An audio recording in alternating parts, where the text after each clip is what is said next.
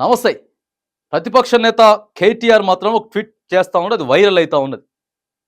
హాస్టళ్లలో రాష్ట్రంలో ఎలుక పిల్లుల పరిపాలన నడుస్తూ ఉందని చెప్పి ట్వీట్ చేసిండు. మరి ఎందుకు ఆయన అలా ట్వీట్ చేయాల్సి వచ్చింది అంటే, సంగారెడ్డిలోని జేఎన్టీయు క్యాంపస్లో పొద్దున్నే బ్రేక్ఫాస్ట్ చేద్దామని చెప్పి విద్యార్థులందరూ కూడా వెళ్తే బ్రతికున్నటువంటి ఎలక అందులో తిరుగుతూ ఉన్నది. ఇక ఆ ఫోటోలు వీడియోలు అన్ని తీసి కూడా అక్కడ నుంచి వెళ్ళి విద్యార్థులు దాన్ని వైరల్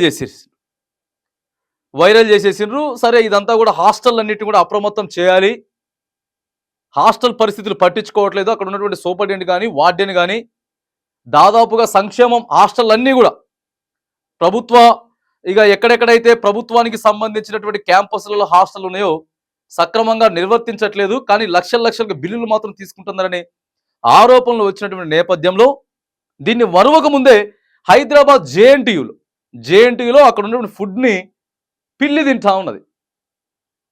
పిల్లి తింటా ఉంటే ఇక ఆడ ఎలక, ఈడ పిల్లి, ఇక్కడ ఉన్నటువంటి స్టూడెంట్స్ అందరూ కూడా ఆ యొక్క వీడియోలను ఆ ఫోటోలను తీసి పిల్లి తింటుందని చెప్పి అది కూడా వైరల్ చేస్తే అది కేటీఆర్ దృష్టి దాకా పోతే ఆ ఎలకను పట్టడానికే పిల్లిని తెచ్చినట్టున్నారు.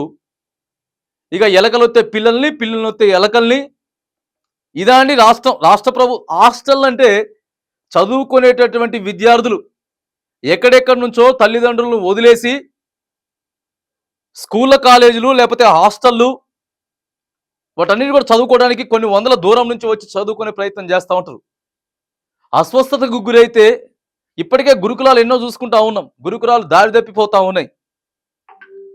మరి అలా చూడాల్సినటువంటి, సరే ఇప్పుడు ఈయన ప్రతిపక్ష నేత కేటీఆర్ మాట్లాడే విషయం, ఆయన ట్వీట్ విషయం పక్కగా పెడితే మాత్రానికి చాలా హాస్టళ్లలో వస్తువులు అధ్వానంగా తయారైనాయి. ఆడ కనీసం లైబ్రరీ ఉండదు, ఆ డైనింగ్ టేబుల్ చక్కగా ఉండవు, వాష్రూమ్స్ నీట్గా ఉండవు, ఏడ పడితే ఆడ పడేసుకొని ఇక వాటిను పట్టించుకుంటాడు, లేకపోతే ఒకరినో ఇద్దరినో పెడతాడు మనుషులను చూసుకోవడానికి. వచ్చిన బిల్లులు మొత్తం తీసుకుంటా ఉంటాడు, ఒకదాన్ని బట్టి ఒకటి, ఇక ఏదో సాలినట్టు నడిపించేటటువంటి ప్రయత్నం చేస్తూ ఉంటాడు. కాబట్టి మరి ఇది ప్రభుత్వ పనితీరుకు పరాకాష్ట. ఈ ఎలకలు, పిల్లులు అనేది ఇప్పటికే విద్యాశాఖ లేదని చెప్పి, మంత్రి లేదని చెప్పి ఫుల్గా విమర్శలు వస్తూ ఉన్నాయి. ఈ నేపథ్యంలో మాత్రానికి హాస్టళ్లలో ఉన్నటువంటి పరిస్థితులు మార్చకపోతే మాత్రం మరి రాష్ట్ర ప్రభుత్వం తగినటువంటి మూల్యం మాత్రం ఖచ్చితంగా చెల్లించుకోవాల్సి ఉంటుంది.